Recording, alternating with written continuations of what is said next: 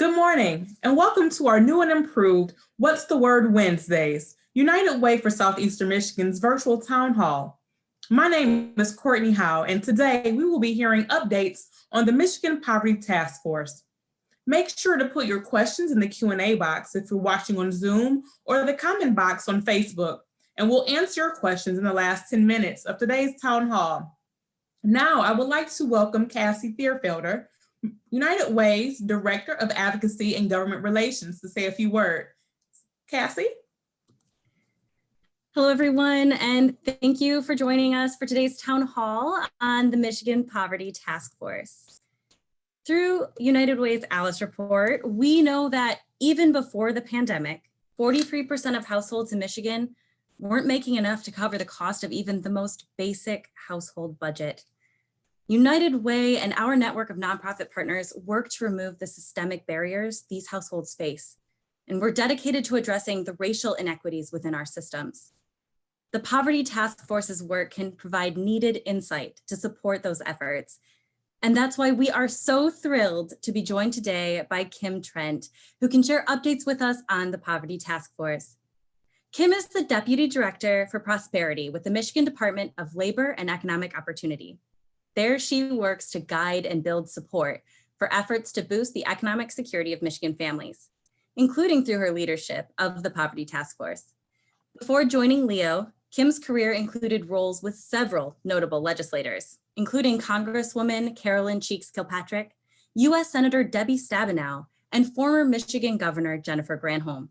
Kim also held positions with Michigan Future, Inc., a think tank dedicated to boosting prosperity in Michigan. Kim is a native Detroiter, a proud graduate of Cass Tech and Wayne State University, and has served on Wayne State's Board of Governors. Kim, thank you so much for joining us today. Thank you, Cassie. Thank you. I'm so happy to be here, and I'm always happy to hear a shout out to Cass Tech.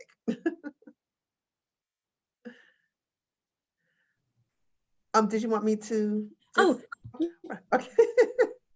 Okay, well, I am so happy. You know, you guys have, I have to say, beyond just the incredible work you do with United Way to serve Southeast Michigan, I have to say you have impeccable timing, because today at noon, I will be releasing with the governor our first Poverty Task Force report. So I'm going to give you just a kind of sneak preview of what we're going to be releasing with that. We are really excited that we, for the last, I joined state government in January of 2020, not knowing that about 2 months later, we would be plunged into the, worst public health crisis in, a century. And it really laid bare, COVID-19 really laid bare for me in this anti-poverty work we're doing for the state, how woefully inadequate the state's safety net is. For a really long time, we have organized our response to poverty in ways that are punitive and that that are designed to lock people out instead of bringing people into opportunities to have support when they need it. As was mentioned, 43%, the Alice number for our state, 43% of Michiganders are not able to make ends meet. And those are working Michiganders, people who go to jobs every day and still are not able to pay their bills in a comfortable way. And so when we approached our anti-poverty work through the Poverty Task Force, we leveraged the power of having 14 state departments at the table. We did not want our work to be siloed. We did not want our work to not have a racial equity lens. We thought that was incredibly important in our state. Obviously, we know that when we talk about the history of our country and our state, we have to be cognizant of how policies that were put in place by government have contributed to the disparities that we find even today. And we have to be intentional about removing those barriers, as you mentioned before.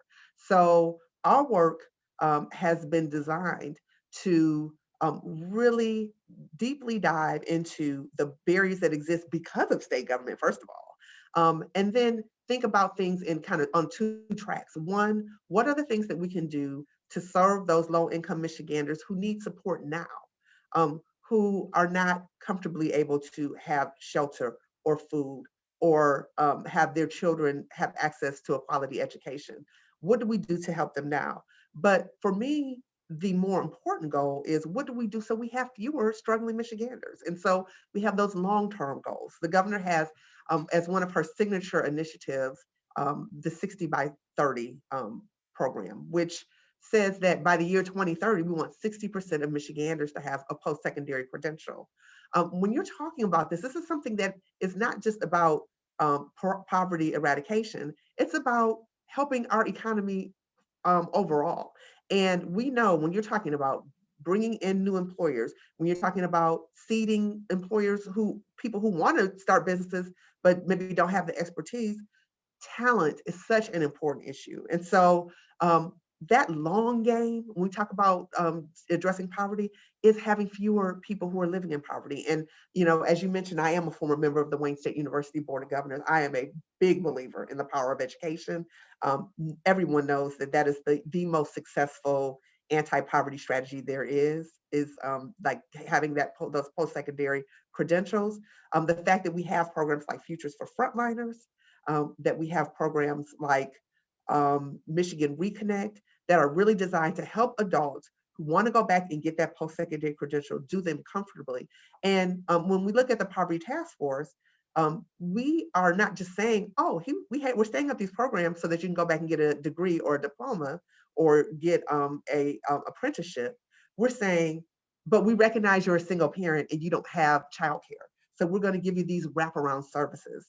We're going to figure out how we improve transportation so that you can get right now, very few people are actually going to college campuses, but, when and if, well, we're going to say when COVID ends, when we're able to, once again, attend school in person, what are the barriers that are going to prevent people? Because one thing I learned very much from being on the Wayne State Board is it's wonderful to have a big class of people that you accept into the university, but it doesn't mean anything unless they leave with a degree. And so such an important part of the work that we're doing is to not only get people in these pipeline programs, but helping them to succeed in them. And so, again, so we have these two tracks. We recognize our TANF dollars. Michigan is an outlier as it relates to how we allocate our TANF dollars. So few, about 19% of the dollars that are allocated through TANF, that's just temporary aid to needy families, only 19% of those dollars actually go to benefits for low-income families. The rest of that money is going to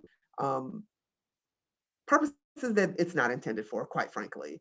And we really have not had a conversation about that in a long time. There was this effort, and there's this kind of article of faith that people have who believe in welfare, quote unquote, welfare reform, that when you lower the number of people who are on welfare rolls, you automatically, people are going to get a job and live happily ever after. Well, the fact that we have a 43% ALICE rate lets you know that people are not living happily ever after. And so we see this year, last year was certainly an opportunity for us to talk among ourselves. The Poverty Task Force is composed of state employees, but we also have really strong partnerships with external partners like United Way. In fact, today, Mike Larson, who is the president and CEO of United Ways, the United Ways of Michigan, the Michigan Association of United Ways, will be joining us for our press conference today, because we really are using that ALICE framing. You can't just say we're going to talk about the people who fall below the federal poverty poverty line. We really want to work with Michiganders who are struggling. And so United Way has been a great partner with us in this effort to, pull together research, look at best practices, see what's happening in other states. And Michigan Poverty Solutions has been another amazing partner for us. The Michigan League for Public Policy. There are a lot of organizations that, in addition to our state employees who've been trying to put together this agenda, have given us really good guidance on how to go forward with this agenda. So when we talk about TANF, we really have to have a serious conversation about how those dollars are allocated. We're hoping to spark those conversations with this budget agenda, with this anti-poverty agenda. The governor has allocated money for us to do some of these deep dive research projects so that we can do that case building that's going to be necessary. But in addition to that, there's some administrative things that we can do without legislative support, but we want to partner with our legislature to get some of this done. We want consensus. One of the things that we think we can have some early consensus on is benefit cliffs. Those of you who work with low-income families, who you might know, workers who go to work every day, do a great job, their boss wants to give them a raise, but can't, because if they get a raise, they're going to have to lose their medical benefits, or they'll lose their housing subsidies, or they may lose their food assistance. And it's just not worth it, for the more money. And so we know that people who are Republican, a lot of Republican leaders are very much about incentivizing work. So benefit cliffs are something that have to be addressed. And we have heard that there is significant support on both sides of the aisle for that. So we want to start off with just working on that issue. We think that that's something where we can find common ground. But for some of the thornier issues, having a real conversation about some of the more punitive dimensions of TANF allocation, we are offering a platform for people to have a conversation, and for people who are living with these decisions that have been made in Lansing, giving them an opportunity to share their lived experiences. So we are very excited. Tune in today at noon. I see in the chat that you have you have the YouTube channel. We're really excited to be able, and then we'll have the report will be on our website. So we'll give you that information too. We'll make sure that you get that. But we're very excited about having these ideas in the public sphere so that we can have a real conversation about how we can better serve low-income Michiganders. Kim, thank you so much for sharing this information. We're really looking forward to hearing more about the report today at noon. We're so glad to hear that the ALICE population, those households, are being considered, within your work. Can you talk about with the ALICE populations, pardon me, how has COVID brought these issues around poverty better into focus? Since you're talking about ALICE population, I know that this is kind of newer work. So how has this pandemic brought these issues around poverty into focus, particularly around equity? Thank you. That's a great question.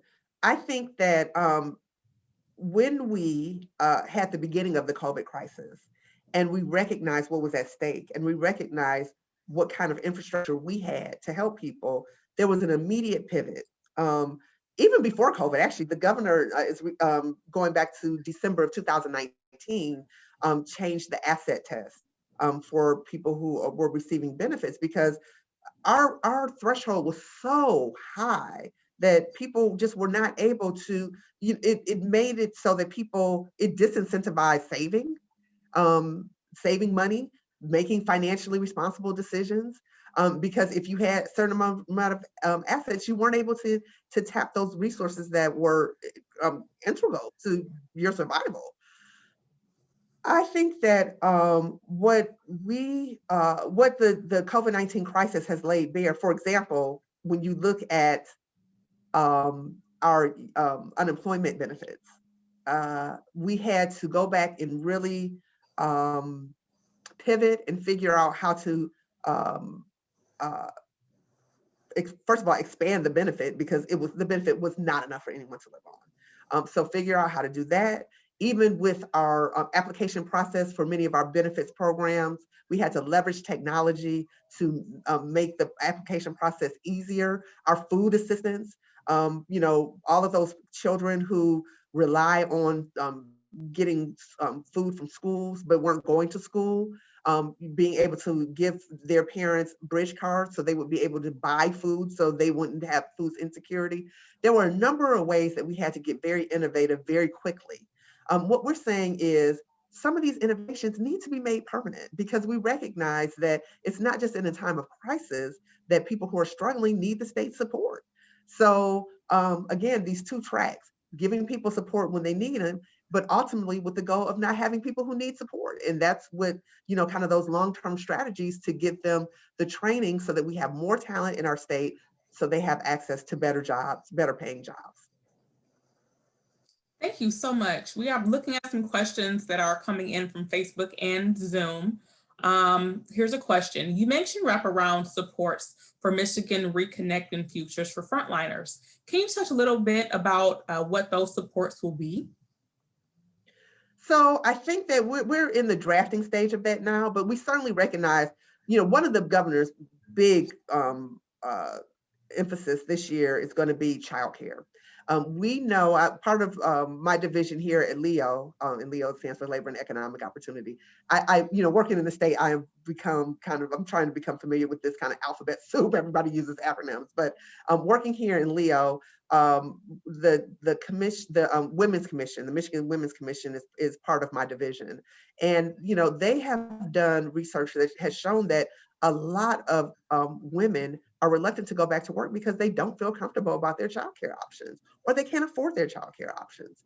One of the programs that we're going to be standing up, and this is separate, and I'll go back to your original question, but I want to mention, because this is something that we'll be announcing, I think, with a louder voice later this week, is a tri-share program that we have where it's a pilot program, and in certain communities, employers would be able to pay a third of childcare costs. So it would be a third from employers, a third from the state, and the third from the employee. It's a benefit that employers can offer their employees so that you can get these mothers who want to return to the workforce, but just don't feel comfortable doing it because they can't get access to those high quality childcare opportunities. We think that when we talk about wraparound services, we have to, that's why it's so important for us to have conversations with our external stakeholders. As tapped in as we think we are in state government, and we are, I mean, we have frontline workers who work with people every day. There's no substitute for having conversations with people and talking about their own lived experiences. So we will base a lot of how we build these wraparound services on what people tell us they need. Not every person is going to need the same kind of services. So we want to design it in a way that it can be where we can really get the problem solved for these families who really want to go back, for these members, these heads of household who really want to go back and get those credentials, but have the barriers. We have to identify the barriers, and we'll be working with our Michigan work agencies and other entities to figure out how to best provide those wraparound services. You mentioned identifying barriers, and particularly the benefits cliff as a way to address some of the barriers to financial stability. Does the report identify these cliffs, and how can we as a community, how can we address them? The report actually does go into detail about how the cliffs operate, and it talks about remedies. How do we eliminate these cliffs? How do we give people support so that if they say that their benefits are eventually going to end, how do we have a transition period? How do we help them better access other supports even after they end their benefits? They may not need state benefits anymore, but they may need support in other ways. So we offer those kind of prescriptions in the report. And again, if there's any element of the report that I feel the most potential for bipartisan support, it seems to be that. We have heard from a number of Republicans that they agree that that's something that we should be intentional about addressing. Speaking of bipartisanship, we did have a question, and if we are not able to garner bipartisan support, how do we move forward? What is the action plan behind that? Well, a lot of the changes that we're proposing are administrative changes that don't require legislative support, but we do value the legislature as our partners in this process. So if there are, the things that we can do without legislative support, we're going to go forward with. However, we do, first of all, we want to be able to build a case. We want to be able to get support from, non-traditional quarters. And so the backup plan is a lot of this will not really necessarily require bipartisan support, But where we do require bipartisan support, we will spend this year, again, doing more research so that we can do more case building. And then we'll be relying, I think part of the last question, one element of the last question is what can people do? That's why this outreach that I'll be doing over the next few months and weeks is going to be so important. I want to hear from you about who you know, who you can talk to, how you can help us build consensus and support for these ideas. And so that's what we'll be doing. We'll be talking to people who this is their lived experiences. We'll be talking to the people who work with those folks. And the idea is to build support for Michiganders for these ideas. We think that will be really helpful in getting the support from the legislature. But for those ideas that don't require legislative support, we're going to just go forward with them. Awesome. We appreciate that steadfastness. We have a couple questions about particularly the Michigan Reconnect program and those qualifications. We have some people who are asking, how do I qualify? What are the requirements for that? Okay, so we have two really important programs. One was called Futures for Frontliners, and we have over 130 Michiganders who signed up for Futures for Frontliners, which is incredible. So far, I think we're at about 30 or 40,000 who signed up for Michigan Reconnect, which just launched a couple weeks ago. Reconnect is designed to give college tuition, it's kind of last dollar tuition for adults who want to return to receive either a community college degree, to be enrolled in an apprenticeship program, and I'm sorry, my email is just going crazy right now, or to any other kind of training that will help them be more marketable in a 21st century economy. And so we're really excited that there seems to be real interest, particularly right now where there are some people who are at home. This is an opportunity for them to get training so that when the economy does reopen completely, they are going to be in a position to get a higher paying job. So the Michigan Reconnect program, we're really excited about. It is for adults ages 25 and older. Futures for Frontliners are for those Michiganders who did those frontline jobs during that first quarter of the COVID crisis. So the people who were still picking up our garbage or working in our grocery stores or working in hospitals who don't have a college degree already. It's an opportunity for them to go back to be rewarded for, it's almost like the kind of programs that we had with the GI Bill, where you were rewarding people who sacrificed for our country by giving them access to opportunity. And that's how we view Futures for Frontliners. So we're really excited about both of those programs.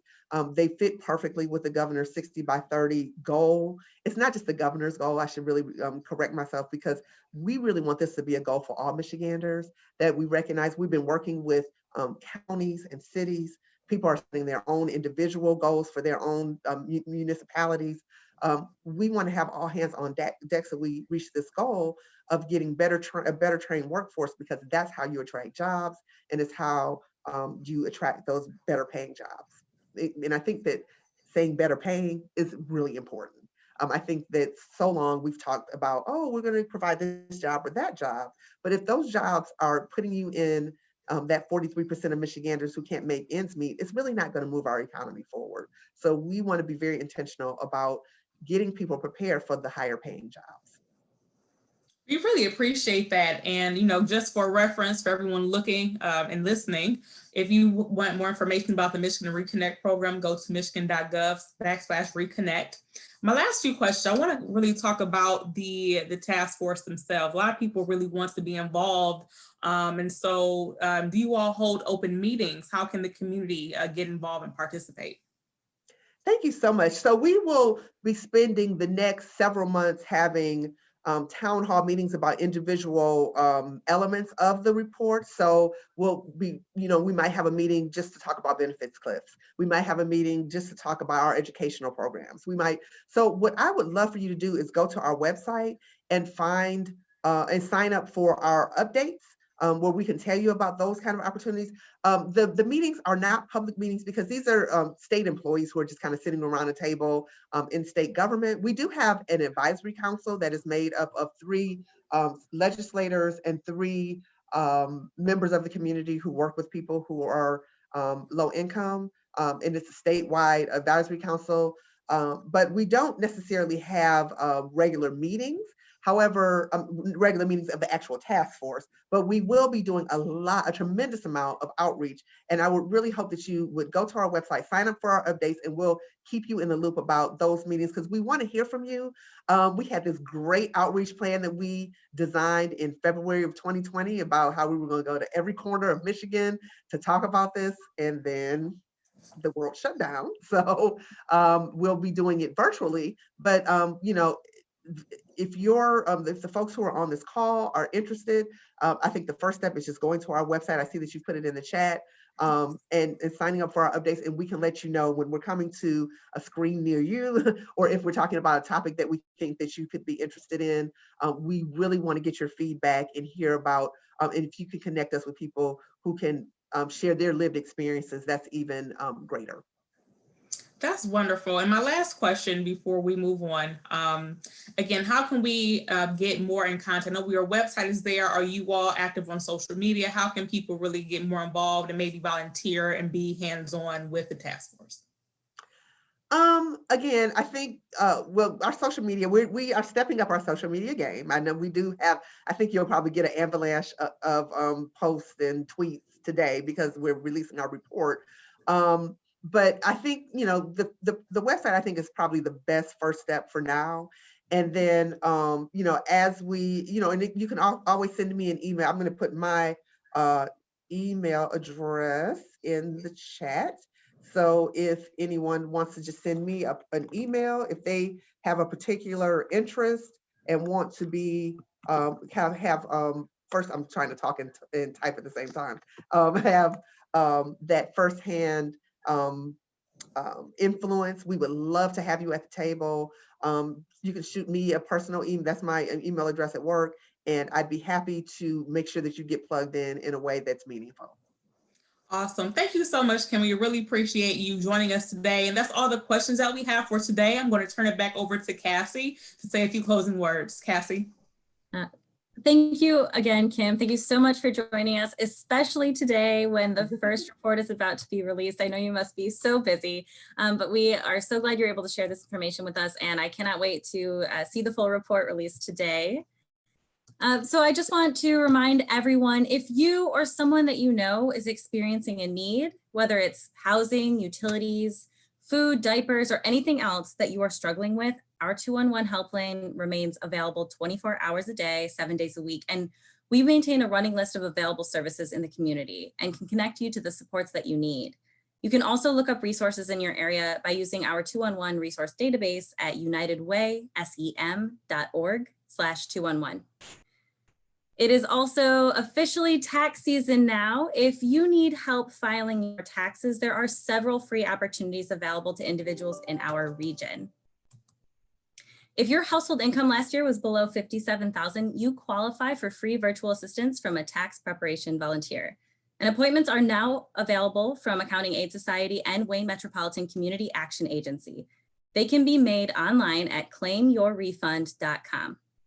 Additionally, United Way's My Free Taxes is a free tax filing tool available to anyone, regardless of income. You can get started at myfreetaxes.com.